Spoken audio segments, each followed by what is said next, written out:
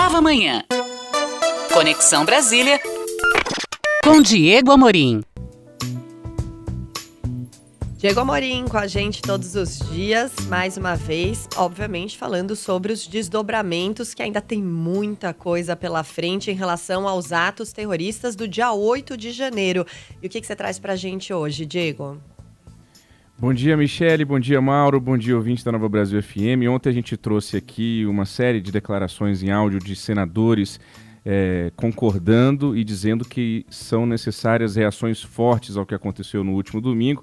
E eu recebi algumas mensagens parlamentares dizendo o seguinte: você só está ouvindo gente lulista, você só está ouvindo gente do governo. Não, vamos lá, vamos ouvir todo mundo. Inclusive ontem não tinha nenhum senador do PT, por exemplo. Tinha senador do PSD, do MDB, do PROS, do PDT. Não era nenhum lulista raiz. Eu escuto todo mundo, não defendendo os ataques e os crimes de domingo. Tá valendo ouvir todo mundo que foi eleito tem direito à voz, os 81 senadores, os 513 deputados. Só não vamos abrir espaço, claro, para minimamente qualquer justificativa ou defesa do que aconteceu no último dia 8. Então vamos lá. Tem um grupo de parlamentares em Brasília que condena o que aconteceu no dia 8, diz que houve um ataque por parte de uma célula extremista dos apoiadores de Jair Bolsonaro e que essas pessoas, inclusive, foram treinadas para isso. Mas querem também atribuir parte da responsabilidade do que ocorreu para o próprio governo federal, para o próprio governo Lula. Dizem que os órgãos de inteligência também do governo federal e não apenas do GDF receberam a informação do que ocorreria no dia 8 com a devida antecedência e que na avaliação deles deixaram isso acontecer para que caísse no colo da direita. Foi o que me disse o senador Marcos Duval, que nós vamos ouvir agora, por gentileza. Diego, a ABIN já tornou público que comunicou o presidente Lula e o ministro da Justiça. Um dia antes, com a sabedoria do Lula na área política, você ia achar que ele ia fazer o quê? O que ele fez. Fingir que eu não estava sabendo para isso acontecer e cair a culpa na conta da direita. Em pleno recesso parlamentar, sem nenhum parlamentar lá, vai protestar para quem?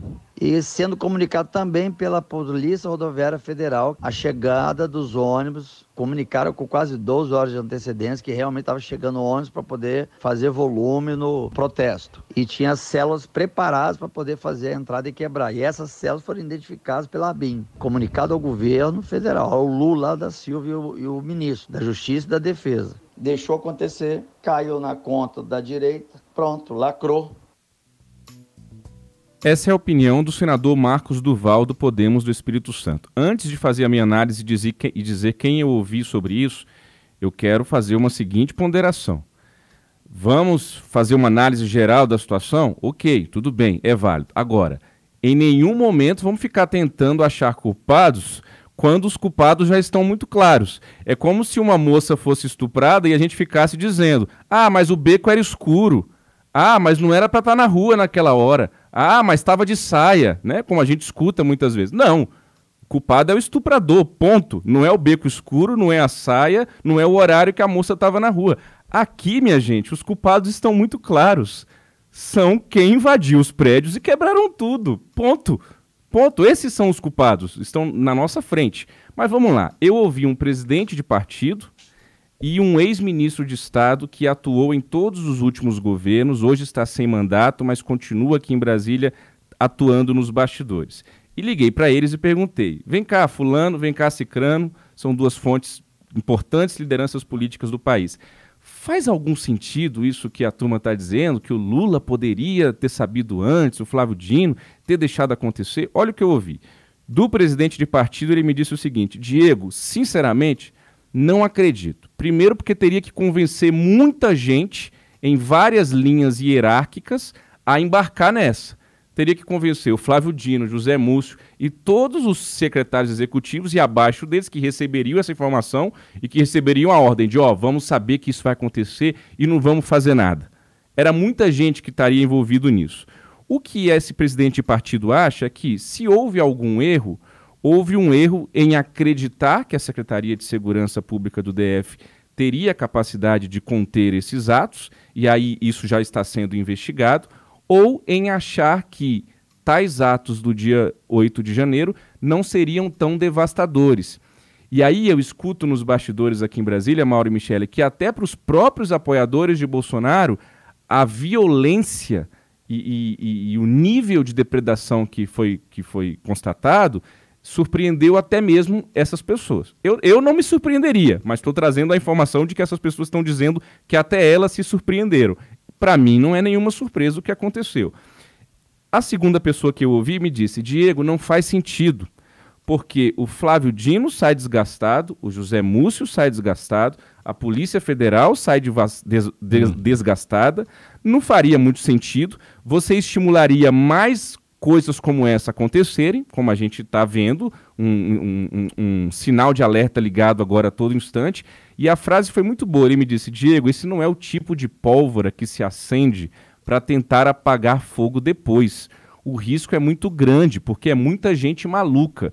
Isso não passa de diversionismo dos apoiadores de Bolsonaro que estão querendo passar pano no que aconteceu no último dia 8. Foi a declaração que eu ouvi dessa liderança. A outra coisa que é interessante também, olha como é interessante a gente ouvir muita gente, né? Então o governo federal deixou isso acontecer. Olha o risco que me disseram. Eles poderiam entrar, invadir, que parece que o plano original era esse, era entrar, invadir e ficar. Eles iam ocupar os prédios e não iriam sair. E ali começaria uma negociação que poderia durar um dia, uma semana, 2 semanas, um mês, e ninguém ia sair, nem do Palácio Planalto, a não ser que aí ia ser a força, eles iam dar os braços, aí a polícia tinha que pegar. Como quebrou tudo, a polícia chegou com bomba, com tudo. Mas interessaria ao governo federal ter uma semana de prédios públicos invadidos no início do governo, com posses marcadas no Palácio do Planalto? Diego? Não me parece fazer sentido. Interessaria ao governo ter um mártir, um morto dentro do Palácio do Planalto? Porque provavelmente uma invasão como essa poderia acabar na morte de pelo menos uma pessoa. Interessaria ao governo criar um mártir, entregar de bandeja para a oposição? É outra questão também, né? Com certeza, Mauro, com certeza. E vamos tomar cuidado também com as interpretações que se fazem tão rapidamente. Disseram assim: o Flávio Dino soube e não fez nada, e ele mesmo disse que não fez nada. Aí eu fui ver a declaração. Falei, peraí, tá todo mundo falando que o Flávio Dino disse que não fez nada? Deixa eu ver qual foi a declaração. E a declaração do Flávio Dino é o seguinte: eu vi da janela do Ministério da Justiça e vi que o contingente de policiais era diferente do combinado. Foi isso que o Flávio Dino disse. Isso não quer dizer que ele não fez nada. Pelo contrário, ele está dizendo, olha, eu vi e constatei que o número de policiais para o número de pessoas que estavam descendo a esplanada não era o combinado. Haveria naquele momento tempo hábil para se fazer alguma coisa? Se as pessoas estiverem falando dessa declaração do Flávio Dino, não daria tempo para ele pegar o telefone e falar todos os quartéis agora em menos de 5 minutos. Porque do Ministério da Justiça para o Congresso é coisa de 2, 3 minutos. Não daria tempo naquele momento para se fazer mais nada. De novo, é interessante ouvir todo mundo. Ontem eu escutei Marcos Duval, a gente vai ouvir agora o Evaí de Mello. E aí, tudo bem, vamos se investigar, vamos ouvir todo mundo, né? Como disse o próprio presidente de partido que eu ouvi, se houve um erro de acreditar demais na Secretaria de Segurança Pública do DF. Tanto é que tem um mandado de prisão aí do Anderson Torres, que deve estar chegando no Brasil nas próximas horas, enfim. Eu ouvi o deputado Evaí de Mello, que inclusive está tentando uma CPI na Câmara para investigar as responsabilidades do Ministério de Justiça e Segurança Pública, o próprio Flávio Dino. Ele falou um pouquinho para a gente de como a oposição está enxergando esse início do novo governo Lula. Vamos ouvir o Evaí para a gente finalizar.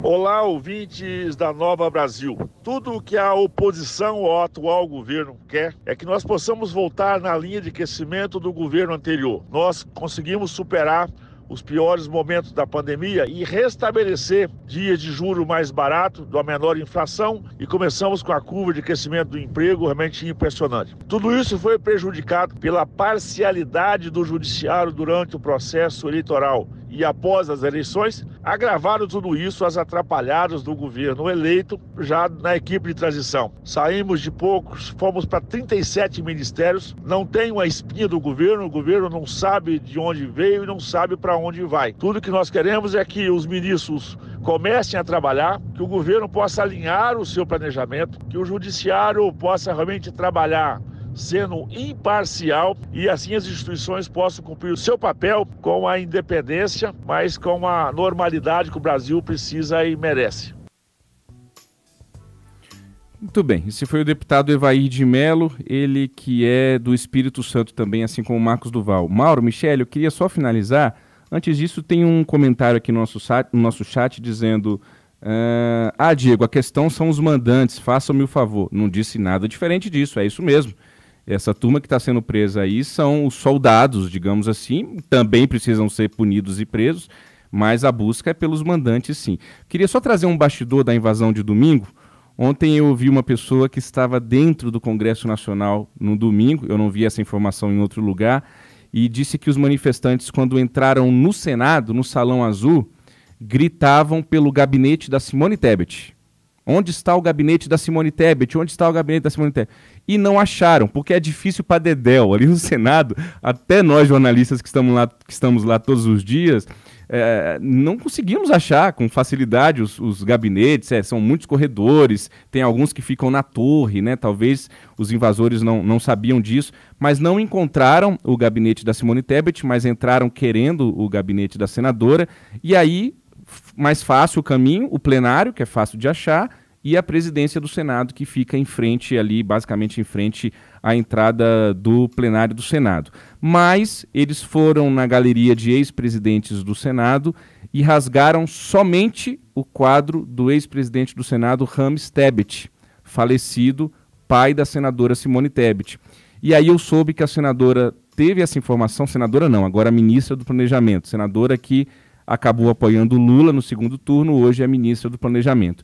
Eu soube que a ministra recebeu essa informação de que o quadro do pai tinha sido rasgado e ela ficou muito triste porque ela disse para algumas pessoas próximas que sabia que aquele ato tinha sido em razão dela e não da memória do próprio pai.